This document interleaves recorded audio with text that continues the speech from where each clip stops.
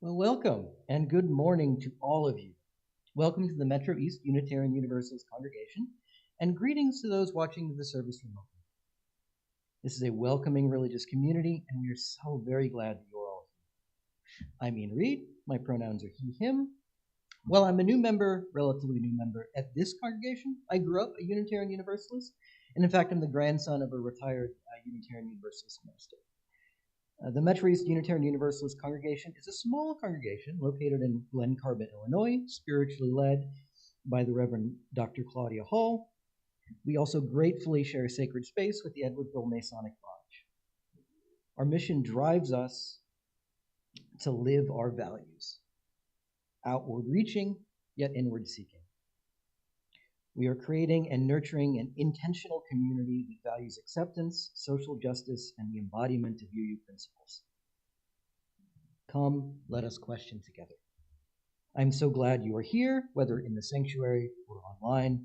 We welcome everyone to this home of comfort, spirit, justice, and hope. We are Unitarian Universalists. Please. We will begin with a prelude by our pianist Joy, Mojave Mirage by Mary Dawn.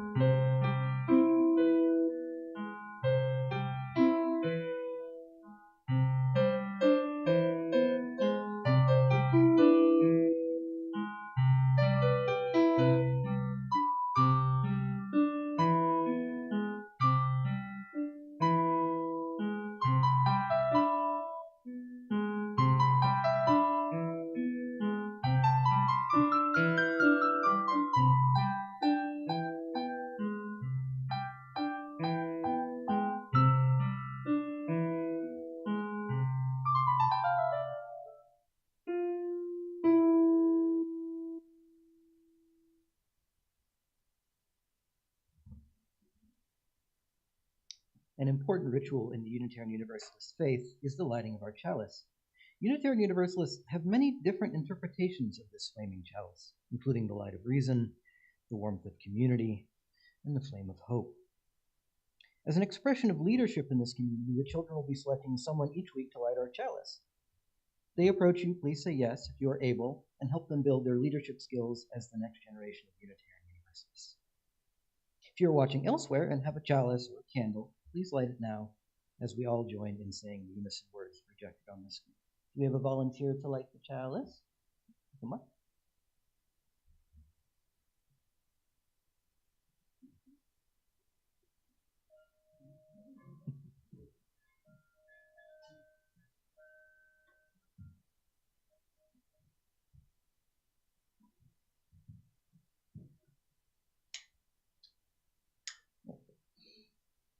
We hallow this time together by kindling the lamp of our heritage.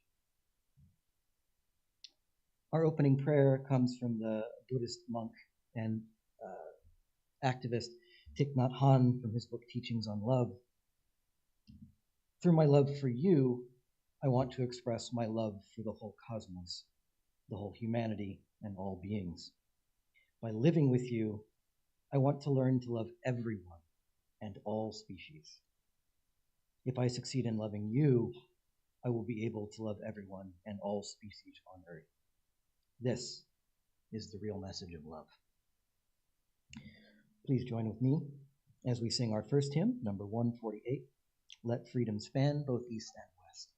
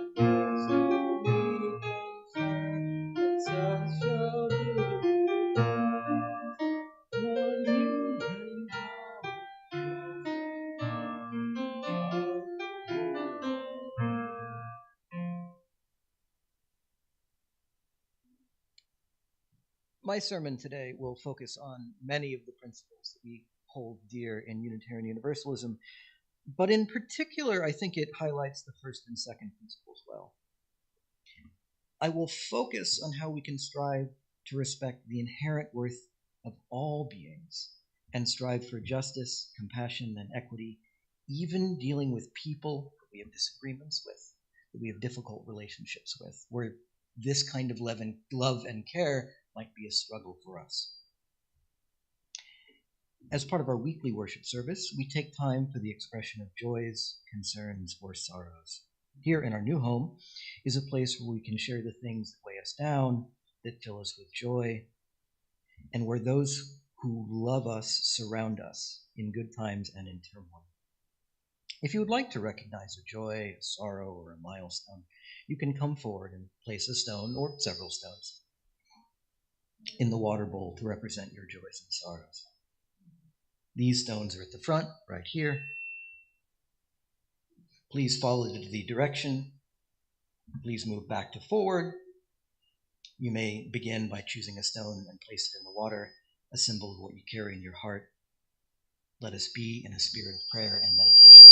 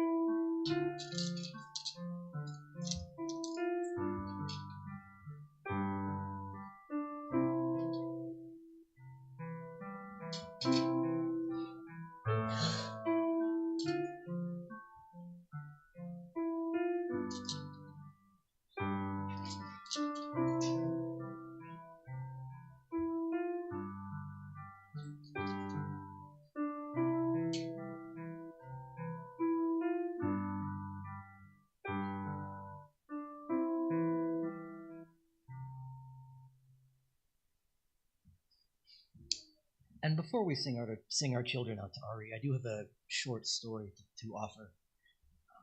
There are many versions of the story. Some of you may have heard it before, so I apologize if I'm telling the wrong version. This is the one I remember. And I think it really does help to illustrate some of the key points of what we're talking about today. The story begins, there's this young woman walking along the beach, and she notices that the beach is filled with starfish who are just kind of out there beaching. She gets worried about this because she knows that starfish need to be in the water. She's very concerned about them. So she starts walking and one by one picking up the starfish and throwing them back into the ocean. She does this for a while. And one of her friends kind of notices what she's doing and asks her, like, this is really good work you're doing. Like, this is great, but you're never, in your entire lifetime, you could never save all of these starfish. So, like, what really are you doing? Like, you can't finish this work. And she looks at her friend. And she picks up one of the starfish. She throws it as far as she can into the sea. And looks at her friend and said, "It mattered to that one. The work we do in fostering compassion will never be done. Not in our lifetimes, likely not in the lifetimes of anyone sitting here. But it is important work, and every step we take on that journey, every step we take towards that goal matters. We can now sing our children now.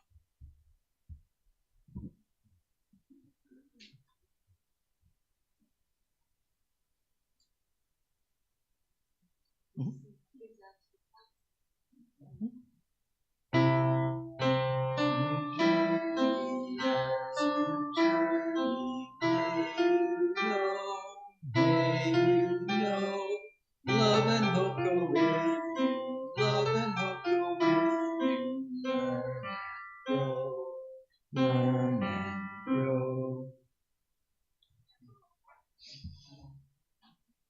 And please join us in our next hymn. Joy will give a short introduction.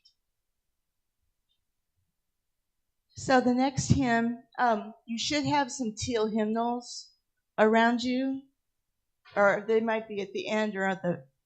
You're probably going to need this. This is a video, but you're going to need to follow the words on in the hymnal. So it's number 1009. It's called Meditation on Breathing. And it is kind of in parts. I just wanted to explain the video first. So 1009, if you look at the bottom, there's 3 lines of music.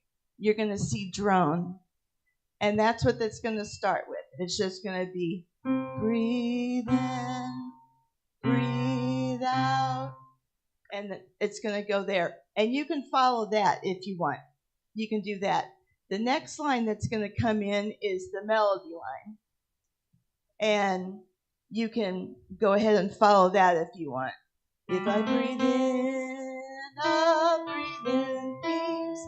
When I breathe out, I'll breathe out love. And that's going to repeat over and over in the video. And then the next one's going to come in, and that's the descant. And it basically, women, if you have something high and you want something challenging, it's when I breathe in, I'll breathe in peace. When I breathe out, I'll breathe out love. So that's why I thought you needed a hymnal. You can choose whatever line you want to follow, or you can just listen. But I just wanted to give you some explanation to how the video is going to work. So go ahead, Alex.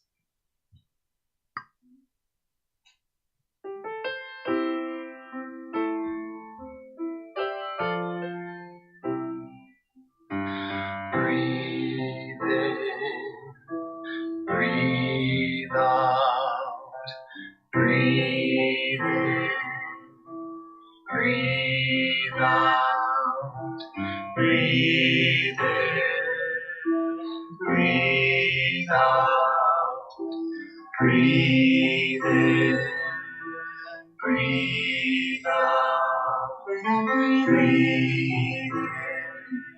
I'll breathe out. When I breathe in,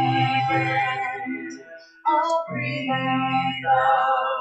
When I breathe in, I'll breathe out. When I breathe out, I'll breathe out loud. When I breathe in, I'll breathe in peace. When I breathe out, I'll breathe out loud. When I breathe in, I'll breathe in peace. When I breathe out, I'll breathe out loud. When I breathe in, I'll breathe in peace. When I breathe out,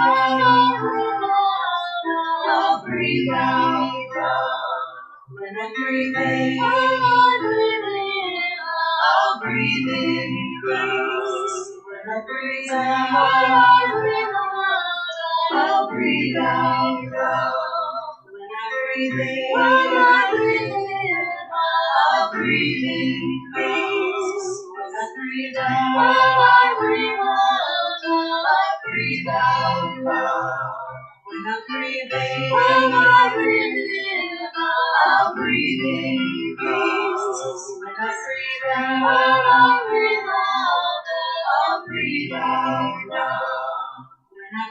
breathing. When I breathe in, I'll breathe in peace. When I breathe out, I'll breathe out love. When I breathe in, I'll breathe in peace. When I breathe out, I'll breathe out love.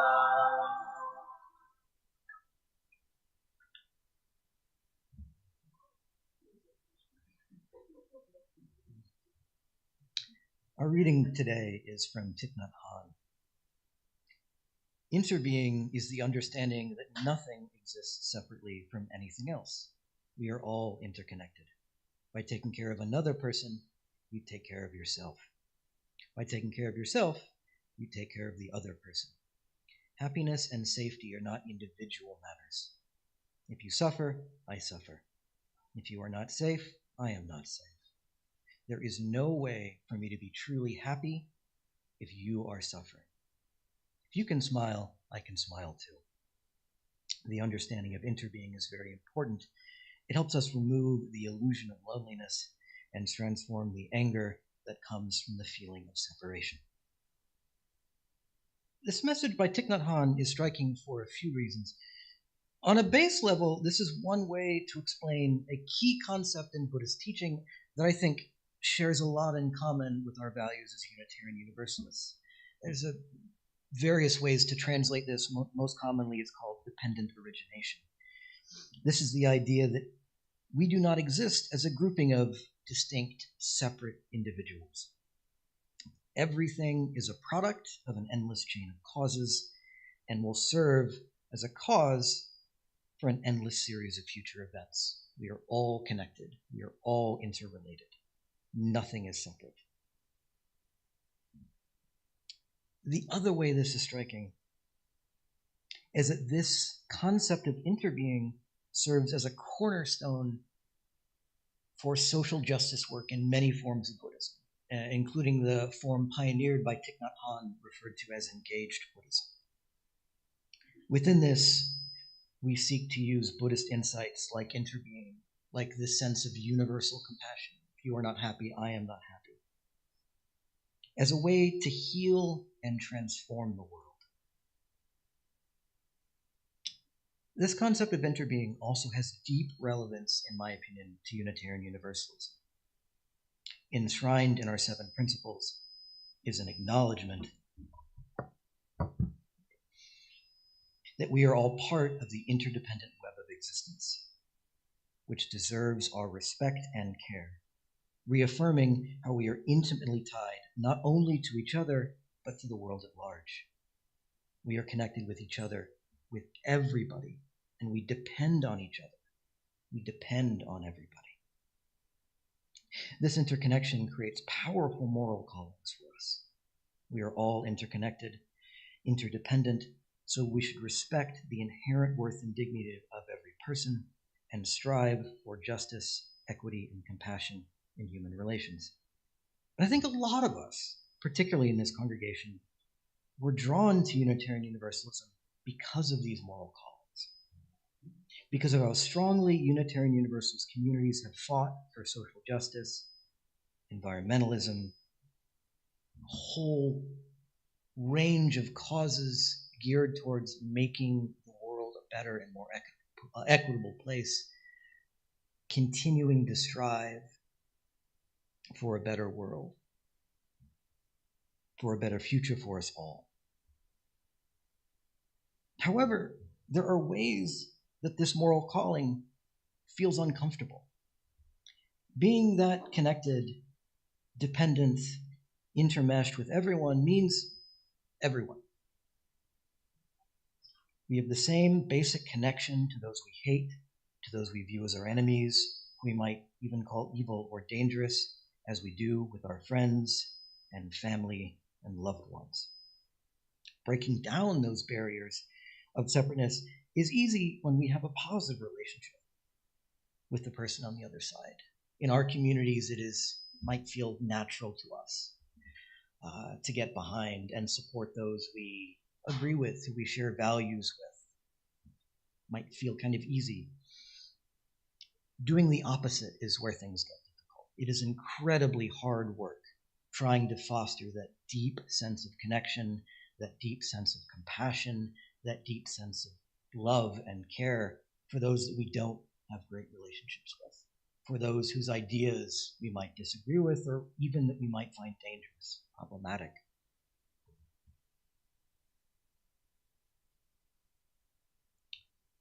When the relationship with the person or group of people that we're trying to mend is marred by anger, fear, or mistrust, these barriers often are foreboding. This process takes work, often very hard work, but it is important work. Thankfully, we aren't alone. We exist in religious and spiritual communities and have access to a variety of religious and spiritual practice that can help us nurture and further develop this calling. For me, in my Buddhist practice, metta, often translated as loving kindness, has been a very important tool. In this practice, the goal is to generate feelings of peace, well-being, compassion, and send them both to yourself and others. In most variations of this practice, the intention is not only to include those who you have a positive or even neutral relationship with, but specifically includes those who have an antagonistic or difficult relationship with. We are all connected. The compassion that I deserve, my friends and loved ones deserve, those I'm fighting with, those I disagree with, those who at times I may hate, deserve the exact same compassion. This is not an easy practice. You can get burned out. And I'm not asking everyone here to put their full weight behind this. Just as we need everyone else to be happy for us to be truly happy. For us to do that good work, we have to be in a good place. And so I'm not asking more than anyone can give.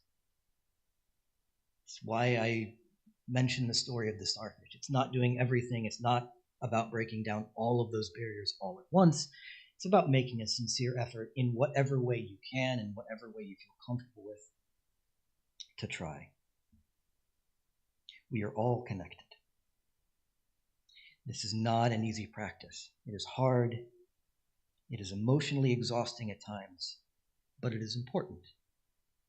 Spiritual practices like this are important to us, finding ways to honor our interconnectedness with everyone, including those we have difficult relationships with, including those we disagree with, including those we have anger or fear towards. To strive in a world that values the inherent worth and dignity of every person, regardless of our opinion of them. To fight for justice, equity, and compassion in human relations, regardless of who those humans are. It is difficult work, but worthy. This is not to say the work is naive. I think we all can think of people or individuals who foster messages and ideas and beliefs that we find genuinely harmful and genuinely a threat. And this approach does not ignore this. Thich Nhat Hanh himself, and I'm not sure how many of you know his backstory, was a Buddhist monk in Vietnam. He saw his country devastated by war. He was forced into exile for most of his adult life because of the tragedy in Vietnam. He spoke out with this universal compassion, having seen his fellow monks self-immolate themselves in protest of war. This is not a naive position. It is a difficult one, but it is not a naive position. Real human-caused intentional suffering exists. But that doesn't mean we can carve those parts out. Those people who perpetrated those acts in Vietnam, who are perpetrating acts today, they're still people. They still exist. There isn't a good that we can carve out of the bad. We're all in this together. What we can do is use this universal compassion to help guide and shape our efforts to follow our moral callings as Unitarian Universalists. Writing to Martin Luther King Jr., Thich Nhat Hanh, in light of both the devastation he was witnessing in Vietnam, particularly in response to the self-immolation of monks, and recognizing the equally tenuous position in America with regards to race relations, wrote Martin Luther King Jr. a letter expressing his support and some advice, or at least his viewpoint on the situation. Thich Nhat Hanh writes, "I believe with all of my heart that the monks who burned themselves did not aim at the death of the oppressors, but only a change in their policy. Their enemies are not man. They are intolerance, fanaticism, dictatorship, cupidity, hatred, and discrimination, which lie in the heart of man. I also believe with all my being that the struggle for equality and freedom that you lead in Birmingham, Alabama, is not aimed at the whites, but only at intolerance, hatred, and discrimination. These are the real enemies of man, not man himself. In our unfortunate fatherland, we are trying to yield it desperately. Do not kill man, even in man's name. Please kill the real enemies of man, which are present everywhere in our very hearts and minds." For Thich Nhat Hanh, this was key to his approach to engage Buddhism, his perspective on a nonviolent, compassionate search for peace, both in Vietnam and for racial justice in the US. Thich Nhat Hanh here cautions that we may fight against institutions, we may fight against ideas, we may fight against ideologies that cause suffering, but we should never fight against people. The fruits of progress, whatever those fruits are, should never be stained with our fear, our ignorance, or our hatred. This work is not and will not be easy. There are no magic wands, no one-size-fits-all solutions, and it is work that may not ever truly be finished. But it is work that needs to be done.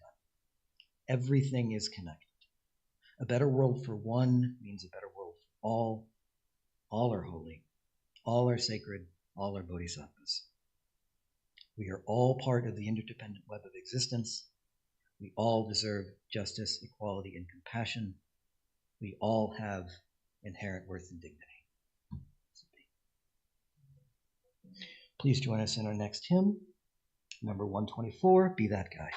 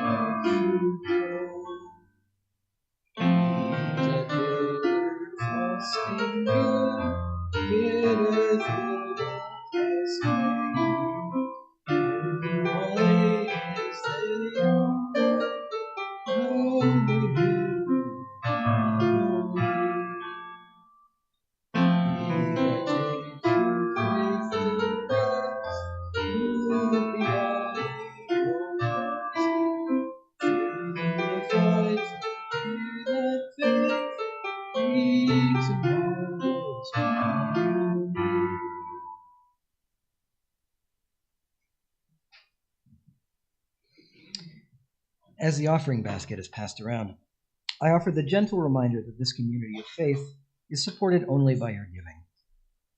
However, stewardship is more than just financial donations, but is also about donating time and talent to help our church.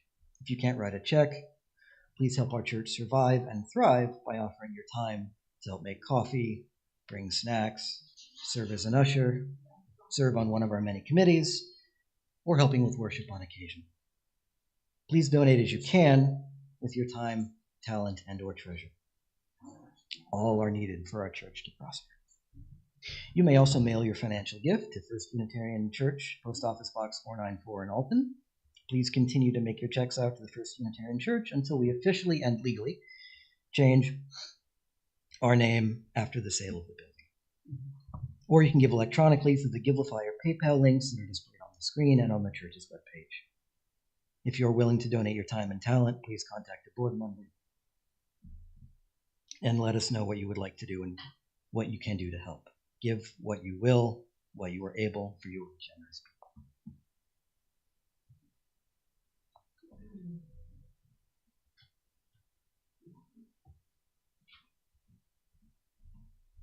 Please join with me in our offering prayer. May this offering equip us to inspire love and to seek justice. So we have a list of announcements on the screen, and I believe you have a few as well. I do indeed. Oh, thank you. Just wandered up here. Okay. So we have an extra breakfast in September that we heard from the Masons. They normally only do 3 in the summer. So they will have one on September 21st, as you can see there, from 8 to 11. So we just wanted to remind people of that because we got an email, Alex and I got an email earlier this week, how absolutely grateful they were for our help. So thank you, Peg, for taking a lead on that. And they just really appreciated just our presence here, nonetheless. On that note, also on October 26th, they are going to be hosting that trunk or treat, and they asked if any of us wanted to help with volunteering for that. So if you are, let me or Alex know, and we can communicate that to the Masons, and we can be here to help them out that weekend. It's a Saturday. I think the details are out in the lobby, correct? There's a flyer out there. Okay, good. We have our concert for Summer Osborne scheduled.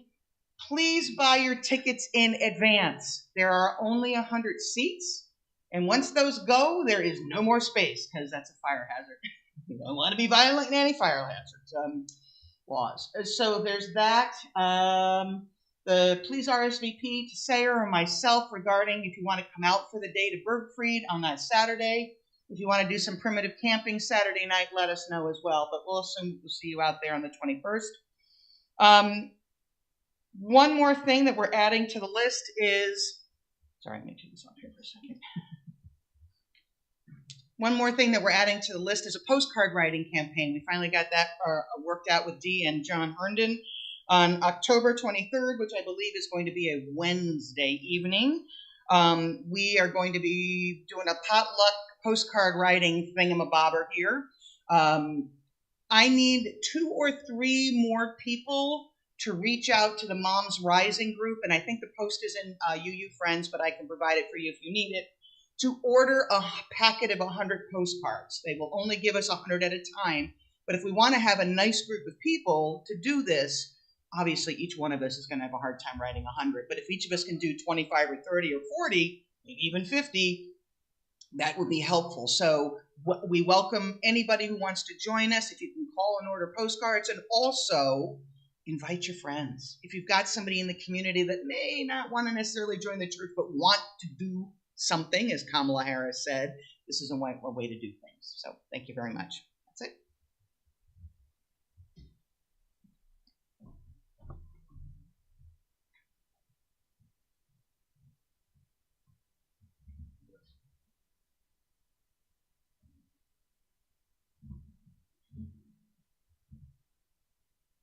I invite you to join in with me in reciting this prayer as we extinguish the chalice.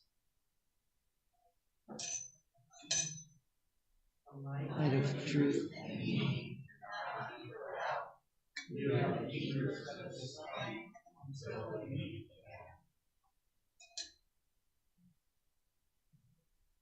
closing words are from Thich Nhat Hanh. We are in touch with the wonderful present moment, the miracle of life that is present in us and around us. If we want to be in touch, we have to come out of our shell and look clearly and deeply at the wonders of life, the snowflakes, moonlight, and beautiful flowers. But we also need to recognize the suffering that exists: fear, anxiety, hunger, disease, oppression. If we are not in touch with all of this, then we are not truly alive. When we are in touch with life, we are nourished, we transform and grow. So to be in touch means to be in touch with the suffering within ourselves, as well as the suffering in our environment, our family, and society. Once we have truly understood this suffering, we will know what to do to transform it. We will now conclude our postlude, Help Me See by Joyce Poley, performed by Joy.